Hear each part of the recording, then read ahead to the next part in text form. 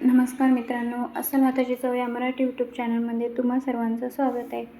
तर आजचा व्हिडिओ हा आपला गोडाचा पदार्थ बनवण्याचा आहे. या व्हिडिओमध्ये आपण शेंगदाण्याचा पेढा बनवणार आहोत. हो, शेंगदाण्याचाच पेढा बनवणार आहोत, जो बनवायला एकदम सोपा आहे पण खायला एकदम चविष्ट आहे. आता रक्षाबंधन येत आहे, तर तुम्ही रक्षाबंधनवर ही रेसिपी नक्की ट्राय करू शकता. किंवा कधी तुम्हाला गोड खाण्याची इच्छा झाली तरीही तुम्ही ही रेसिपी बनवू शकता. ही रेसिपी बनवायला एकदम सोपी आहे. चला तर मग रेसिपीला सुरुवात करूया. इथे मी या छोट्या वाटीने 1.5 वाटी एवढे शेंगदाणे घेतलेले आहेत. शेंगदाणे आपल्याला कढईमध्ये छान गरम खरपूस असे भाजून घ्यायचे आहेत.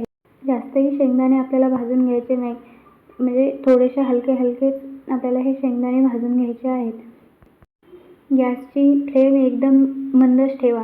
मंद आचेवरच हे शेंगदाणे भाजून घ्या. बघू शकता आता हे शेंगदाणे छान भाजलेले आहेत.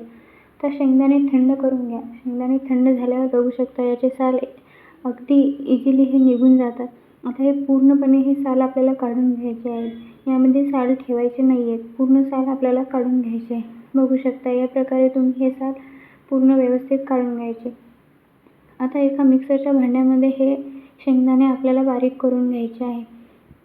मिक्सरची फ्लेम कमी जास्त करतच हे शेंगदाणे आपल्याला वाटून घ्यायचे आहे.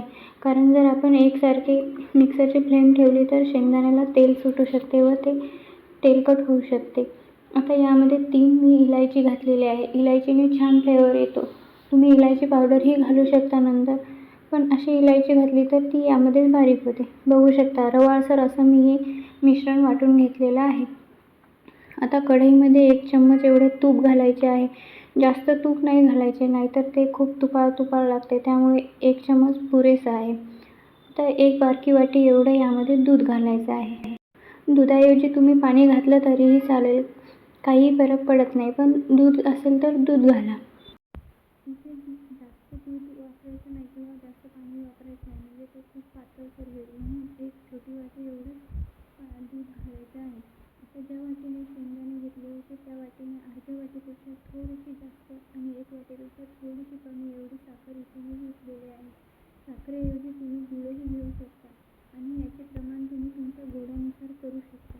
आता हे पूर्णपणे यामध्ये वितळून घ्यायचं आहे. आपल्याला असा पाक नाही तयार करायचा, फक्त ही साखर उकळेपर्यंत यामध्ये आपल्याला हे करायचं आहे. म्हणजे 1 उकळी आली की पूर्णपणे साखर विरघळून जाईल. साखर विरघळेपर्यंतच आपल्याला हे चालवायचं आहे. गूळ घातला तरीही चालते मित्रांनो, गुळानेही छान चव येते, पण साखर घालायची असेल तर साखर घालू शकता. बघू शकता आता आपली याला उकळी आलेली आहे. आता यामध्ये आपण बारीक केलेले शेंगदाणे घालून घ्यायचे आहे.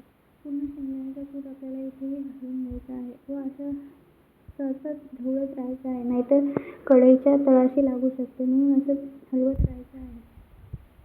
आता या शेंगदाण्याच्या कुटाबरोबर मी इथे 1 छोटी वाटी खोबऱ्याचा खीस घेतलेला आहे. तुम्ही कोणताही खोबऱ्याचा खीस घेऊ शकता, म्हणजे जे आपले सुकं नारळ येते ते खिसून घेऊ शकता किंवा जे आपल्याला रेडीमेड कोकोनट पावडर भेटते ती घालू शकता. मी इथे कोकोनट पावडरच घातलेले आहे. आता हे पूर्णपणे आपल्याला सतत मिश्रण ढवळत राहायचं आहे, म्हणजे कढईच्या तळाशी लागू नये म्हणून. हे ढवळण्यासाठी कमीत कमी आपल्याला 10 मिनिट लागतात मित्रांनो. आता हे पूर्ण आपल्याला एकदम गॅसची फ्लेम मोठी करून नाही तर एकदम मंद आचेवरच हे आपल्याला मिश्रण करून घ्यायचं आहे. बघू शकता मिश्रण घट्ट व्हायला सुरुवात झालेली आहे. आता हे मिश्रण पूर्ण कढई सोडेपर्यंत आपल्याला असेच हलवत राहायचं आहे. हलवायचं यासाठी की हे आपल्या कढईच्या बुडाशी लागू नये, कारण की हे गोडाचे पदार्थ लवकर कढईच्या बुडाशी लागतात आणि त्यात जर कढई पातळ बुडाची असेल तर ते खूप लवकर लागतात. म्हणून हे सतत असं चमच्याने ढवळत राहायचं आहे. मित्रांनो, श्रावण महिन्यातही प्रत्येक सोमवारी आणि असेही काहीतरी गोडाचे पदार्थ आपण करत असतो, तर त्यामध्ये हा पदार्थ तुम्ही एकदा नक्की ट्राय करा. आणि हे उपवासालाही चालते, कारण की यामध्ये सर्व पदार्थ उपवासाचेच आहेत. आणि ही रेसिपी बनवायला एकदम सोपी आहे, त्यामुळे 15-20 मिनिटात बनवून तयार होते. तर ही अगदी बनवायला सोपी आहे, तर तुम्ही ही एकदा रेसिपी नक्की ट्राय करा. आता यामध्ये मी थोड्याशा केसरच्या 7-8 काड्या घातलेले, 1 चम्मच एवढे दूध यामध्ये घातलेले आहे. ते पूर्णपणे ऑप्शनल आहे. तुम्हाला जर नसेल घालायचे तरीही काही हरकत नाही, नाही घातले तरीही चालते. परत 2-3 मिनिट हे मिश्रण ढवळत राहायचं आहे, कारण की आता आपण यामध्ये परत 1 चम्मच दूध घातले, त्यामुळे हे थोडेसे अजून पातळ झालेले आहे. तर आता हे पूर्णपणे ढवळून घ्यायचे आहे. बघू शकता आता मिश्रणाने पूर्ण कढई सोडायला सुरुवात केली आहे. आता हे आपले मिश्रण लगभग तयारच झालेले आहे. आपल्याला एकदम घट्टसर गोळाही नाही करायचा, कारण की आपल्याला याचे कलाकंदसारखे पेढे करायचे आहेत. आता गॅसची फ्लेम बंद करा. आता हे मिश्रण मी कढईतच पूर्णपणे थंड होऊ दिले आहे. बाकी भांड्याचा पसारा अजिबात केलेला नाही आहे. आता हाताला थोडेसे तूप लावून घ्यायचे व याला पेढ्याचा आकार द्यायचा आहे. तुम्हाला जो आकार द्यायचा तुम्ही देऊ शकता, पण आपण इथे पेढे करतोय तर इथे पेढ्याचा आकार आपल्याला द्यायचा आहे. हे जरी आपल्याला असे चिवट वाटले तरी अजून अर्ध्या तासाने हे पूर्णपणे व्यवस्थित सेट होतात. आणि तुम्हाला जर लगेच ताबडतोब पाहिजे असेल तर तुम्ही फ्रीजमध्येही 10-15 मिनिटे ठेवून याला सेट करू शकता. पण फ्रीजच्या बाहेर ठेवताच अर्ध्या तासात हे आपले पूर्णपणे सेट होऊन जातील, त्यामुळे फ्रीजमध्ये ठेवण्याची आवश्यकता नाही आहे. बघू शकता मित्रांनो, आता हे आपले पेढे एकदम तयार आहेत.